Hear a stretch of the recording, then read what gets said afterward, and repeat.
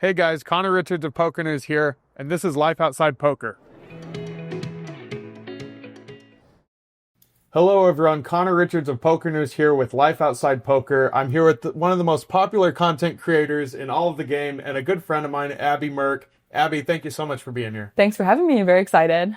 So this is an interesting time that we're doing it. People off camera probably can't see it, but you came in here dressed in a costume because you and fellow poker content creator Alex Lovelace are here to play the tag team. Talk about that event. Are you excited for it? Yeah, it's actually it's one of my favorite events of the year. Honestly, I love tag teams. I just feel like the vibe at a tag team is so different. And like poker at the end of the day is a card game, and we need to kind of remember that we're here to have fun, right? So, as I leave today, you'll probably see me in a blow up dinosaur costume, and you'll see Alex in my other half. She's a princess because we're a princess and a dinosaur. So yeah, it was supposed to be Yoshi, and it didn't really look like Yoshi. It was a little too intimidating for Yoshi, so that was the original plan. It's a good costume. I saw a reel that you put out, and you both look great. So good luck to you both. Have you dressed up in the past for the tag team? We did. Last year I was a pizza with my partner. Last year I was playing with Chris Birchfield, who I literally told him, I was like, I'd love to be your partner, but I can only be your partner if we dress up. Because honestly, like, again, it's the tag team. Like, you have to have a little fun playing a tag team. Otherwise, there's really no point in playing anyone else but yourself. You know what I mean? So it was a good time. I think this is a good introduction to really what this whole conversation is going to be about, because you really are kind of like a bright spot in the game of poker. Poker is kind of notoriously kind of like a Ms. Reggie game.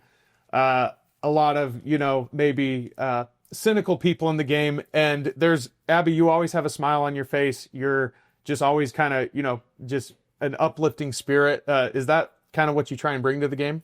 Yeah, for sure. I think positivity and like good energy is number one. Like you put out into the world what you get back. You know what I mean? So I think I'm a pretty positive person in general, and I try to stay really authentic with like what I'm bringing to the camera is pretty much like who I am off camera too, if you will.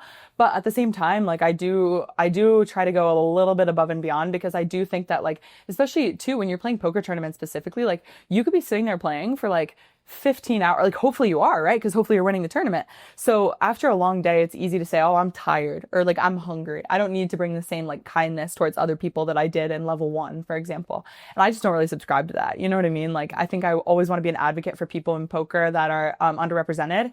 And part of that has to do with like me being a woman in poker, and part of that has to do with me being empathetic towards like people of color or the LGBTQ community or things like that. But then also another big part of that is like dealers and staff, like the amount of times that, these people are treated as like less than thou, or whatever the saying is ridiculous to me. So like always trying to like make someone else's day 1% better, because they're making my day 100 times better because I get to play poker. So anyway, that's kind of my mindset. Well, it's definitely noticeable. Like I said, you're definitely a kind of a bright spot in the world of poker. So we'll talk more about your content creation and everything, but I do want to go back. Let's talk about your early life. You're from the Chicago area. I'm not from the East Coast, but I've talked to some people from Chicago. Talk about growing up there. Chicago has been actually just such a blessing. I feel like Chicago really reinforced a lot of values in me. So for example, a balanced lifestyle was really something that I learned being from Chicago. Think, when you live in Chicago, you're close to the lake, so you can be outside and like have that like balance. We also have casinos, like you can go to the casino, you can, I made a lot of really good friends that some of them are still in the poker world, some of them aren't. So, I just think it's like a really great place growing up. The only thing that and like also this isn't a negative thing. I don't know why I phrased it like that, but like another really good blessing about being from Chicago is that you can be off in Chicago, right? Like you can go and you can not play poker. Like the choice is truly yours. Whereas like in Vegas, for example, it does feel like you have to play poker because you're here. Like Chicago doesn't have that feel. So it's been great. And like I have a lot of friends from Chicago still in the poker world. So how about, let's talk more about poker. How did you get into poker, and was it in Chicago or was it later when you went to school, or how'd you get into it? Yeah, so when I was growing up, I used to babysit for this woman named Jenny. She was a super billionaire, like Forbes 30 under 30, 40 under 40. She was like, crushing it, of course, in her own right. And I was always like a kid with super diverse interests, so I never really knew like what I necessarily wanted to get into later in life because I was kind of equally interested in everything, if that makes sense. So I went to her one day and I was like asking for advice about where I should go. And she told me to learn poker. And I was like, that's really weird. Like, you know what I mean? This super billionaire total crusher is like telling me to gamble. What? And she's like, no, I don't mean in like a literal sense. I just think you need to start playing because it'll teach you all these skills that like male counterparts your age already know and like are accustomed to because they play poker. I was like, what a weird thing to do. I've started playing. The rest was history. So I definitely have her to thank for putting the idea in my head, but how far I took it, like I don't think she could have ever guessed that. Is she a poker player herself? Like, no, that's the funny part. Like, she knows the rules, I would say, and like I think she would be okay if she sat down. I don't think she'd be like a winning player, but I think she like got what she wanted out of poker. So in her own right, she's been very successful at poker, you know? And I'm sure we both know this as working in the poker industry. You know, there are negative connotations a lot of time with the game. You tell people you work in poker, they think you're a degenerate gambler. What did it do for you to hear from somebody so successful to kind of validate poker in that way? It was really interesting because you're right. Like when she first said play poker, I think I literally just said this too. Like I was like, you want me to gamble? What are you talking about? You know what I mean?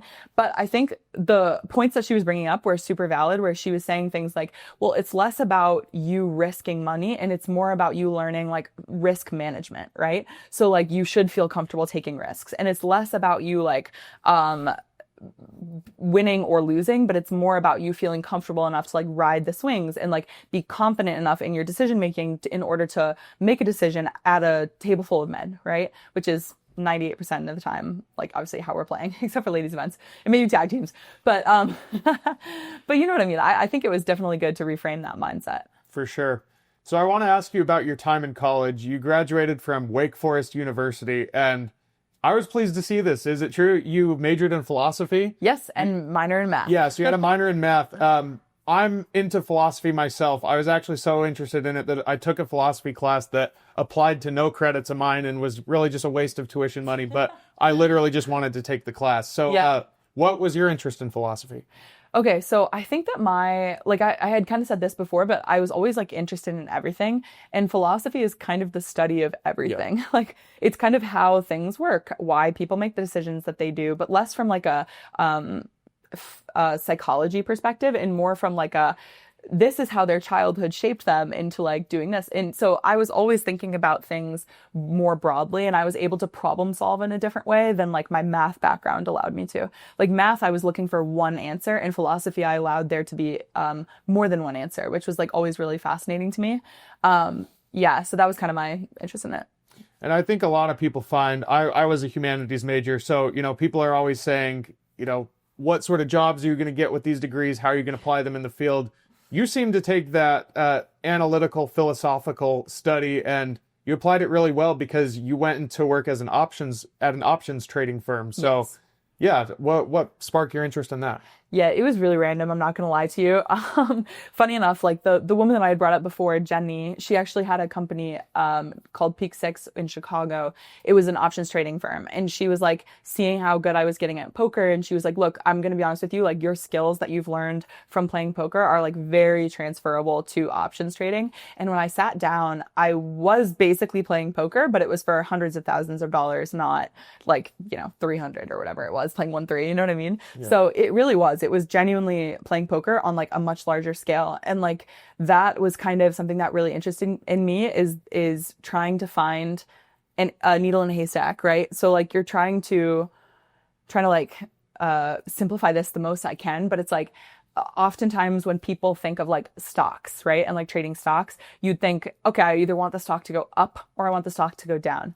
But oftentimes it's actually more kind of like a sports bet, like a parlay, where you're like, okay, I need not only the stock to go up, but I need the volatility to rise. You know what I mean? Like there's multiple things that have to happen in order for you to be profitable, which is the exact same thing as poker. Like you need to find the right hand to bluff with in poker. You need to find the right opponent who will be able to fold to your bluff. You need to be able to represent the story, right? Like all of these different things need to be in place. So when I got good at poker, it was kind of like a natural next step for me when I still thought I wanted to go the 9-to-5 route. But, that didn't last very long. So in Chicago, where were you playing poker? Were these like fraternity or sorority games, or I don't know, some of the charity games that they have in Chicago? Yeah, so I started playing poker when I was actually under 21 because in Illinois, you can play at these charity games like Connor had just mentioned, like they're 18 plus instead of 21 plus. And these games are like little like, shitty little games. Like I'm sorry, but they're total dust fests, you know what I mean? Like the people that you're playing against are like super nice, but no one's like, I'm not playing against Stephen Chidwick, you know what I mean? Like it's definitely a good learning experience. But the counter to that is because it's not in a casino, it's a little bit unregulated, you know what I mean? So I've definitely had to like grow up quick, if you will, where like I was experiencing adversity that just like would not fly in a casino. Like you would just get DQ'd so quick, but people were getting away with it because it's this like open environment for this kind of like hate to breed, you know what I mean? So I do have I do have a special place in my heart for those games because again, that's like where I got my start, but I also developed like hella thick skin playing there, you know what I mean? So it's like pros and cons, I guess.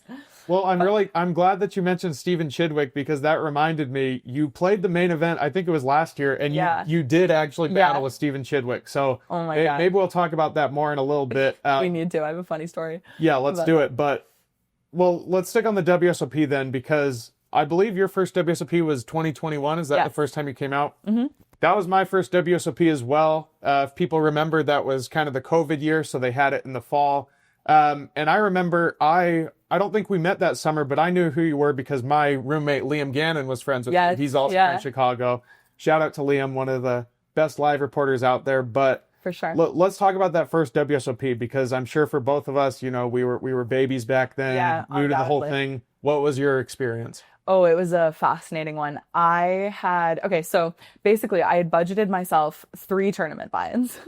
One of them was the 1500 Millionaire Maker. One of them was the mini main and the other one was the ladies event. Okay. So I remember this like so distinctly. Ladies event comes, I play it. I had the best experience ever. I'm like, oh my gosh, these women are so great. Like I get to play with so many people that are like so welcoming into the game of poker. This is $1,000 buy-in. It's a massive buy-in for me at the time, right? I'd literally been like grinding my little $20 tournaments to save up enough so that I could like finally play these tournaments.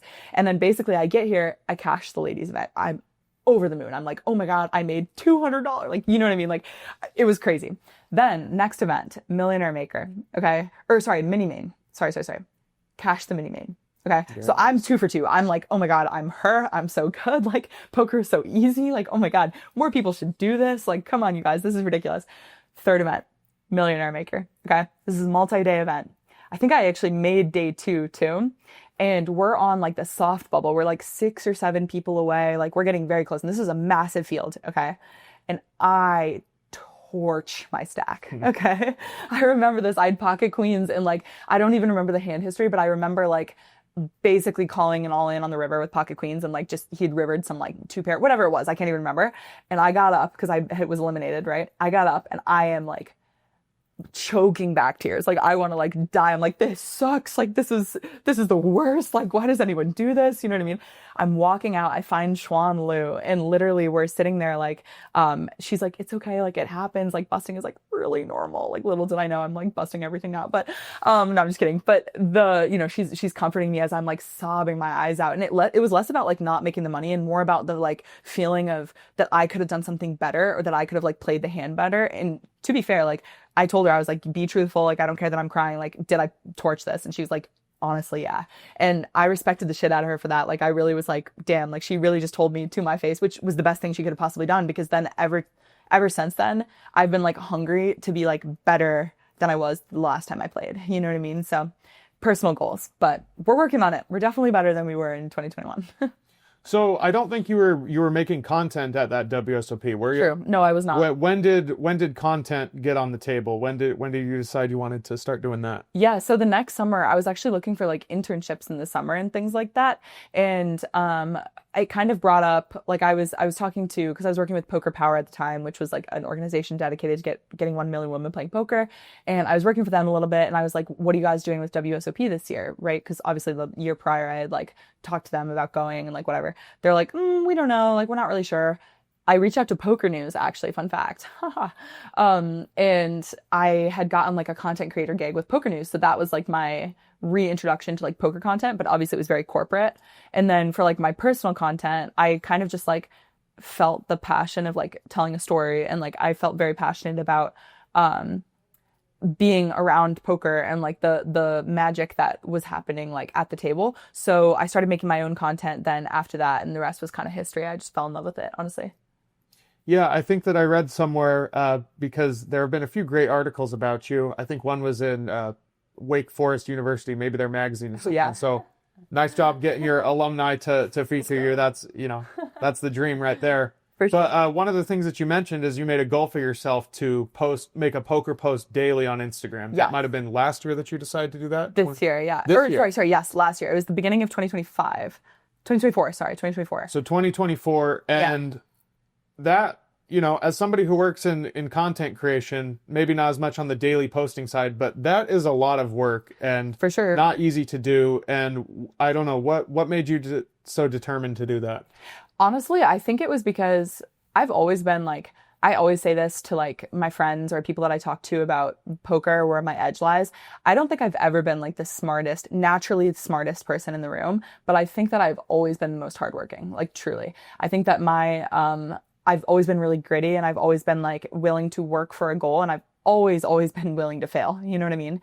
So when I first started posting content, like truly my goal was genuinely to be the best version of myself, so that I could never look back and say, I didn't try my best. You know what I mean? Because that would be like the nightmare for me. And to this day, I hold that philosophy, like, especially when it comes to long form, which has been like my most recent expansion, if you will, into my like things that I offer. I don't really know, like my whatever you want to call it, but anyway, but yeah, like, so I think that the one post a day, and also like you have to understand, like it was not easy, but like we were because I was working for PokerNews at the time too, and I was posting 5 to 6 shorts a day for PokerNews, like fully filming, fully editing, fully creating the ideas for them, and then posting them, right? And this was like on top of the content that I was making for myself, occasionally overlap, right? Collabs, things like that. But it was really hard. And I think like truly, if I was not passionate about it, I don't think I would have gotten to where I was today, because you can't grind out the way that I've grinded out if you don't love it. You know what I mean? I think there's probably a lot of... For a second, I can hear the... Oh, this? Yeah. Oh, sorry. That's so far away from the mic. My bad. Got it. Yeah, for people who are listening Yes. audio only, you're going to wonder what that I'll do that. is. Okay, sorry about that. No worries. Okay. So you brought up two things that we can talk about, because kind of like you said, the two kind of content streams you're focusing on right now are your daily content, which your reels are hilarious. You were nominated for an award for one of them. We can talk about that. But the other thing that you're doing now is these long form vlogs, which are also very entertaining. It looks like they're performing very well online. Maybe let's start with the daily reel content. Oh yeah, what I was going to ask is, I think a lot of people maybe get like 2 weeks into posting every day and then they burn out or give up. Yeah. How did you kind of get past that threshold? Yeah, I think it became more clear to me when I found that I was making content that I really enjoyed. So for example, if you're making things like hand histories, I tried the hand history thing. I was like, I freaking hate this. Like, this is so not me. Like, I hate being like, then the cutoff raised and I 3-bet. Like, it's so boring. Like, I found no joy in it. It was a lot of like moving graphics. It was just boring. But when I found like the current style that I do, which is more like day in the life, or like come with me to play this tournament, or like I'm making little jokes, like little memes or little things that I find funny, they're genuinely because I want to tell them, or like I think that they're funny. You know what I mean? So it's kind of like a way that I can express myself creatively. And yeah, I think that's like really what I'm passionate about, to be honest. Where do you get your inspiration? Are you just, paying attention to social media trends? Or because I guess that's the other thing that comes up when you're creating daily content, is you have to be inspired every single day. Yeah. Where do you get your inspiration? A lot of it, I'm honestly, this is going to sound like kind of a bad answer, but like I've always been a very artistically creative person. Like I've always been like, fun fact, I got a scholarship to go to an art program in Florence for like 3 months when I was like 14. Like, so I've always been like really, really creative, and I've always kind of used art as like an outlet for me. So yes, I keep an eye on trends, and if things are like popping off, like I'm no stranger to participating in a trend. But I think that like truthfully, when it comes down to it, I'm such a yapper, and like I love to be myself, and like I love telling my story and like sharing my story, and I love relating to people. And like if I can make even one person smile with a post, like it's a post worth posting, you know what I mean? So truthfully, I think just always reminding myself to like zoom out and like focus on what I want to be making, and like that authenticity will just come through naturally is kind of my strategy to like content. And you talked about, being a woman in the poker space and just it's a majority male environment, but also especially being a content creator, you get a lot of hate. I mean, Yeah. I experienced this probably on a much smaller level, but negative comments and things like that. I don't know. How do you not let that get to you? Truthfully, God, this is also a bad answer. Like I wish there was like some code, honestly. I really wish there was. Like I wish I could say, yeah, I like go for a run or like I do whatever, but I'm not gonna lie, 98% of things just don't bother me. Like the thing that really, really, really tilts me, and I would hope this would tilt anybody, is when people, like let's say that I posted a clip from this video, for example, and people were coming after you on my page. Oh, that's not going to fly with me. You know what I mean? Like, actually, I have a good example of this. The other day, I just posted about the BetMGM ladies tournament that's coming up. It's a $100,000 guarantee. It's great. It's unbelievable, right? And someone responded in the comments and was like, "Is this thing going to be playing?" And it was like a photo of this like transgender woman. And I'm like, don't start with me. You know what I mean? Like, you can call me ugly. You can call me fat. Trust me, YouTube has had its way with my weight. But like, you can call me bad at poker. Like I really it's just like I really don't care, honestly. But that's what really gets me. I really have like a justice clause in my brain. So that's kind of a bad answer, but like. No, I think that's great. And it does bring up an important point about, inclusivity in poker. And that's, I don't know, it's definitely noticeable though. You do seem like someone who, is oriented towards justice and is willing to call things out. And honestly, Yeah, I really admire that, Abby. So thanks. That's awesome. So kind of on that subject, I guess somewhat of a similar subject, I wanted to ask about some of the like memorable moments you've had in your career. And so one that stands out, maybe not the most exciting or positive one, but there was a man in Florida who won a ladies tournament. It ended up going viral. I think it was either Eric Trump or Donald Trump Jr. who basically stole our PokerNews article, and it went viral on conservative social media. But you were actually playing in this event. I believe you finished third, and this was kind of a wild event because all of you ladies in the event placed a bounty on this guy's head. Yeah, because he was really apparent. It sounds like, of course, him playing is against the spirit of the game. He goes on to win it. It becomes this viral story. But yeah, what was that like? Yeah, it was, okay, this is the inside scoop, you guys. This is like actually never been aired before. I've never told the story online, but we're going to give it here. Okay, so basically, we're in Florida. We're at the Hard Rock Hollywood, and earlier that day, I'm playing the $3,500 main event. Okay, I'm sitting down. It's a big buy-in for me at the time, and I'm kind of just really grinding, like focused on my thing. I look up, and Dave, who's the guy who later goes on to win the women's event, is across the table handing about 7 or 8K to someone that's seated at my table. The guy goes, he's like, "Here you go, man. Like, this is what I owe you. Like, here you go." The guy goes, "Oh, thanks, man. Like, what are you going to do for the rest of the day?" He goes, "I don't know. I might fuck around and play the ladies tournament." He goes, "That would be so funny. Like, you should totally do it." He's like, "Yeah, I mean, we're in Florida, right? They surely can't say anything. Like, if I just pretend I'm transgender, like, they literally can't say anything." Keep in mind, just for like the context of this too, this is not like a questionable, like, this is like bald head, white beard, like you know what I mean? Looks like Santa, yeah. So I'm sitting here and I'm like, "Are you serious?" Like, I call it out from across the table. I'm like, "Are you serious? That's like really not the vibe, dude." And he's like, "Well, you can't tell me that I'm not trans," like starting a fight with me. Okay, fast forward to later on that day, and we're at the final table. Dave's still in. And I do want to clarify one thing in the sense that I do not think that a bounty was the right idea, actually. I think that as women, like, we should carry ourselves to a higher standard than like to put other people down. I don't align with this guy is doing at all. Don't get me wrong. But at the same time, like, to ostracize him like that allows him to exploit us in that tournament, because the total amount of bounties was better than second place money in that tournament. And I have a really big problem with that, because people were playing different types of poker when that ICM value is the way it is, right? So I really did not think that that was a good idea. And when he busted, because he was not in that tournament 1 bullet, he was in that tournament like 4 or 5 bullets. That's another misconception I want to clear up about.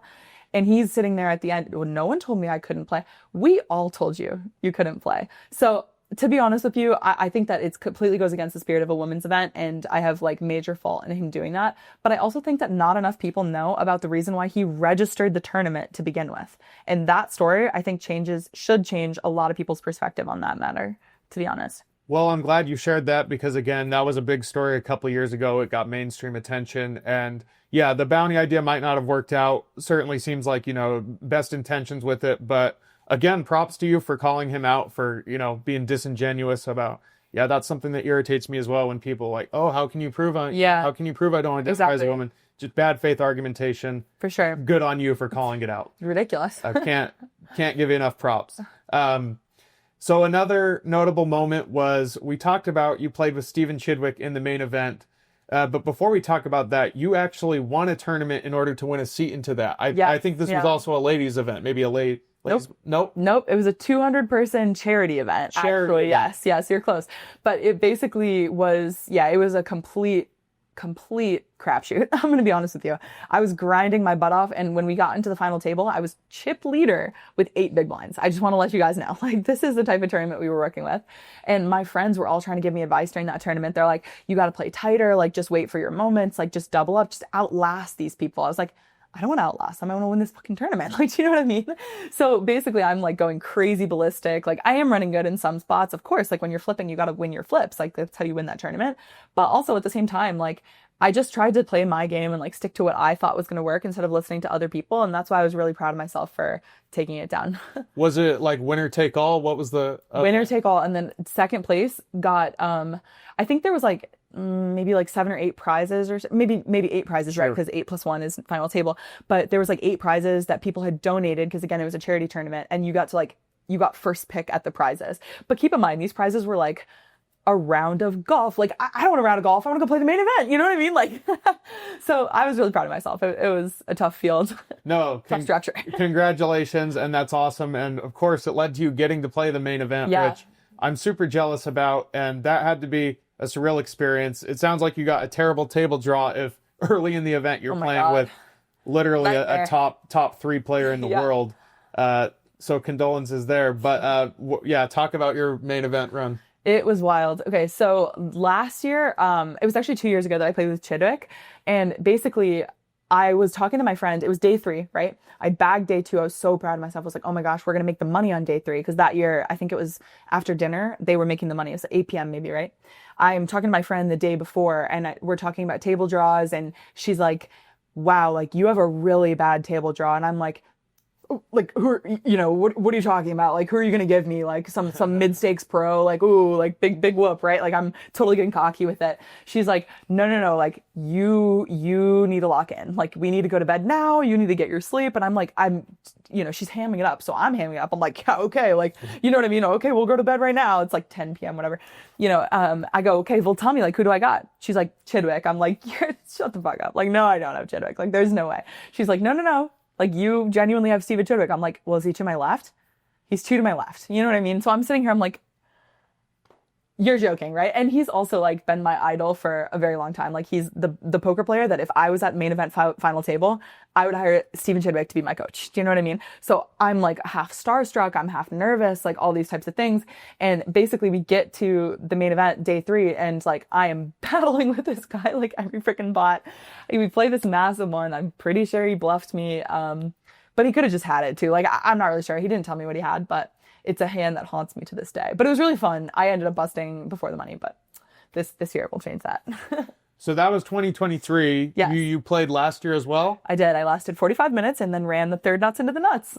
That is brutal. Short and sweet. How about this year? Will you be playing it this year? 90% yes. I need to sell some action because it's pretty expensive. But, I think it's like a can't miss event, to be totally honest with you. It's like the softest 10K in the world, they say, and they're not wrong about that. Especially when people are busting in 45 minutes with nuts pieces, 3rd nuts. But anyway. Hey, that's a cooler. That is a cooler. Especially in the main, I'm like, but. Yeah, no, that's brutal. Good luck in the main this year. Thanks. So as far as other highlights go, this has been really just a tremendous year for you. Back in February, you were honored at the Global Poker Awards. You were nominated in not one category, but 2 categories. Yeah. You ended up winning one of those awards. So the first category was Breakout Content Creator of the Year. Is that right? Yep. That's the one you ended up winning. You also were nominated for a short you made at the WSOP last year with Caitlin Komeski, which is hilarious. It was the one involving Jared Jaffe. Yeah. Everybody check that out. But how does it feel to be recognized like that by the poker community? Yeah, it meant a lot to me, truly. I think that when it comes to like which one I wanted more, I definitely think that I wanted the breakout creator more, because that was truly like a sign of all of the hard work and all of the risk that I had taken. Like I made a video about this on my YouTube, but like people don't believe me when I say I quit a 6-figure job to basically have a startup, which was like my brand, right? So I was making no money when I quit that, like literally zero. Like the only money I was making was from playing like 1-3, and it was tough. Like I was grinding, you know what I mean? And to take that risk and like talk to my parents about like quitting again, like a 6-figure job in finance downtown Chicago, right? And they're like, I'm like, yeah, I'm gonna go travel the world to like make poker content. They're like, it just feels really good to finally kind of be seen and like respected. Because I think also like as a woman in poker, but specifically a young woman in poker, I think that's something that I have to fight a little bit harder for than some of my counterparts, which has had its pros and cons on me, right? Like I think I outwork almost every other content creator. And then I also think that like I'm the least respected. So truthfully, it's something that meant a lot to me. And like, I'm so thankful to Global Poker, the Global Poker Index and like the Hendon Mob community for even putting that on, because I think they understand better than anybody that like we need to be recognizing when good things happen to good people playing poker. And like, I'm so happy for the other winners too. Met so many amazing people there. You're due, kid. You got to freaking win this one next year. Like for real. I'm serious. This kid, he's going to win it all. Mark my words. Mark my words. Thank you, Abby. Yeah, I was a finalist in the category, but have yet to take it home. But I appreciate the kind words. I'm glad that you mentioned your parents there, because someone who was at the awards with you was your mom. Yes. And I believe you mentioned her in your speech, and I got to talk to her a bit afterwards. It seems like she is your biggest fan and your biggest supporter. What sort of an influence has your mom had on you? Yeah, I mean, I think, to be honest with you, I'm the luckiest person in the world, because my parents really, really, really took the time to understand what I was doing. My parents really took the time to understand what I was doing, and I feel like not a lot of people can say that same thing when you take a big risk like this. Like my parents are not risk takers. They were both, you know, my dad's a doctor, my mom has a finance degree. You know what I mean? Like all of these very standard routes. And if I was saying, hey, I'm going to go be like essentially an artist, right? Because I would consider content creation an art. That's a pretty difficult thing for probably some parents to hear, especially when you're blessed with like a job that pays, you know what I mean? So I can't thank them enough for like actually taking the time to really understand my business plan, my business model, and like how I was going to get to my goals. And I can't thank them enough for believing in me, like truly, because I don't think without their support that I would be able to get half as far as I did. So I'm really lucky, truthfully. I think I see your mom in the Instagram comments sometimes. So really the best mom ever, it sounds like. So yeah, I keep telling her not to comment. I'm like, dude, like believe me. Yeah, your mom at least seems a little more restrained than my mom, but I have the same problem. Shout out, Mom. Thank you for commenting on my stuff. Love you. So those were some of the highlights that I've noticed working with you.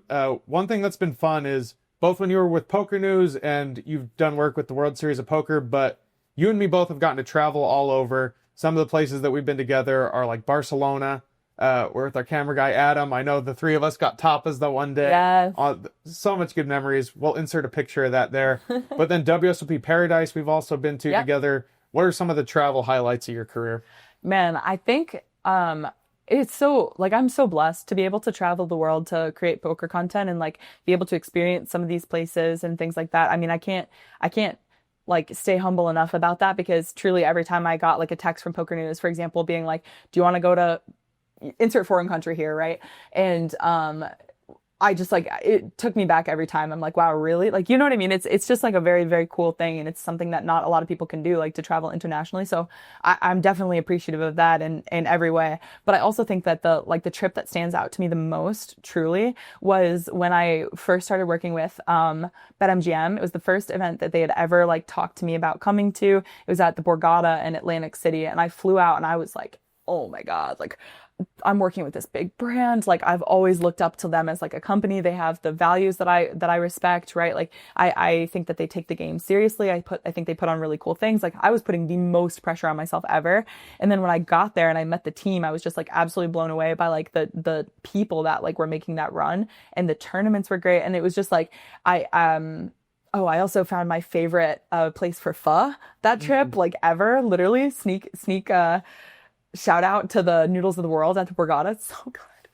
But anyway, that also stands out to me because I think like in that trip, I kind of found like a home. So in a different way, it's like, yeah, I go around the world and like that's super, super cool. And like, I wouldn't change that experience for anything, but also like, it's nice to have a place that you can kind of consider like home base. And that was kind of special to me in that way. You know what I mean?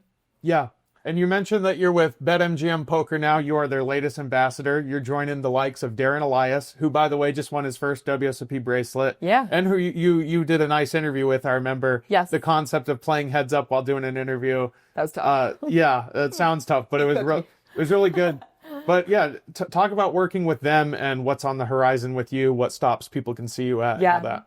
So I think, like I mentioned before, the team's amazing. Like I think that they all have their, their nose down. They're working to grind and provide players with genuinely the best poker experience that they possibly can. I think they do that from little ways, right? So things like them providing different types of merch. So like basketball merch or like football merch, whatever's in season. Those are the little things. But then when it comes to it, they're also providing like the best player experience. So they're always running satellites with packages, $5,000 packages to get to Vegas. They're constantly beating their numbers with ladies events, right? We have a $100,000 guarantee in a ladies event. That's pretty much like the biggest that I think Las Vegas has ever seen. Like I don't think that they've had a $100,000 guarantee in a ladies event. So We're always like breaking numbers and like looking to do more. Every single one of the MGM properties too, like really distinct sets MGM apart. They also like reach out to me saying, what do you think about this? What do you think about that? And they listen, right? Like Kelly at the Borgata, she's always quoting like, what do you guys want to play? What do you guys want to do? Like, we're going to run it. If you want it, like we'll run it, like that type of thing. And I really respect that. Like, I think when you put the players first, you can create something really special. And I think that they've done exactly that. And like Darren, honestly, like, congrats on the bracelet, dude. It was a long time coming. I really thought the deuce to seven was going to be your moment, but Nick Schulman, the god, obviously. But yeah, no shade or anything, but I'm probably going to win this bracelet before you in the tag team, and live is, a little harder to do, Darren. Sorry, buddy. So take that, mark my words. There you go. Foreshadowing. So you mentioned the big guarantee in the ladies event, and we've talked about you being a woman in poker. It's probably worth asking, what do you think are some of the best ways to go about growing the game for poker? Yeah. And maybe some of the ways that, are misguided or don't work. Yeah, I think that we need to implement like a self-check, not a self-check. It's like everyone corrects each other at the table, like holding other people accountable. That's what it is. Because truthfully, when it comes to like being a woman in poker, people say stuff all the time, and I will see men across the table do, and they don't say anything, right? And like things like that. And you just let it like under the rug, and like they let things go, and like no one stands up for each other anymore. And people don't stand up for the dealers. Like I know there's been a bit of controversy this summer about like the quality of dealers or things like that. But these are human beings, you guys. Like if the dealer makes a mistake, they're human, right? Like try asking instead of like yelling, right? Let's talk about things. Like things are not as serious as we might think, right? And then also when it comes to like people, you have to remember, like we're playing a game, So when it comes to like growing the game of poker, I think everyone should like zoom out and like have some perspective on the fact that we get to play a card game to try to make money, right? Like that is a really, really privileged position to be in. And I think that if everyone took a step back and like thought about that and then brought that same energy to the table and made it an inclusive space for everybody, I think it would go a long way for growing the game, truthfully. That's great. Well, we want to let you get back to the tag team so you can have a chance to play and tag out Alex. But there are just 3 more questions that I want to ask, more general stuff. Hit me. The first one is, what is a book that you would recommend people? Ooh. Doesn't have to be poker related. Okay, my favorite book of all time is Unbroken. It's a story about a World War II veteran, I guess you could say. Yeah, I guess because he was fighting in the war and then ends up getting put in an internment camp. So he's held as a prisoner of war. And it's a story of like resilience and like all these different things. And it just like really spoke to me because I really like, like I said, I've always been like a gritty person. So I really related to that. And then it also allowed me to like kind of find perspective and like zoom out. You know what I mean? Like this guy was a prisoner of war for like years and I'm complaining about a bad beat. Like be for real. You know what I mean? But it's just well written. And then there's a movie too, so you can watch it as well. That's great. Good recommendation. And what is a piece of advice that you would give to your younger self? Maybe high school self, college self? Go all in a lot more. And don't be embarrassed when you punt. Like, honestly, it's part of the game. You'll get better as you go, and you're going to learn a lot from the mistakes, way more than you will learn from the things that you did correctly. So take risks while you're playing low, and then work your way up. You know, that might just actually answer the last question that I had for you, because I like asking people what their favorite life lesson is from poker, but go all in more seems like a pretty good one. A little bit. Is there anything else you would add? Yeah, I think that, and then definitely, let's see, life lesson from poker. Or just like how a concept from poker can apply to other aspects of life, whether it's, you know, variance or volume or bankroll management. Yeah, bankroll management's been definitely big for me. I think at the beginning when I first started playing or making content, and you can still hear a lot of content creators like talk about this type of thing. A lot of people put a lot of pressure on themselves to be playing the highest stakes, or like be you don't count as a real poker player if you play 1-2 or things like that, or like you don't count as a real poker player unless you have a bracelet, or you can't count as a pro unless you do this one this, right? And like I don't believe in that, right? Like if playing poker is either primary or secondary source of income for you and you genuinely use it to pay your bills or in any way, right? Like to afford your hobbies, to do whatever, right? You can be a pro. And like, I think that people need to remember that, honestly. Relax. It's a game. You know what I mean? That's it. Great advice. Well, Abby, this has been a lot of fun. Thanks for taking the time and good luck in the tag team. Thank you so much. Gonna win it. You heard it here first.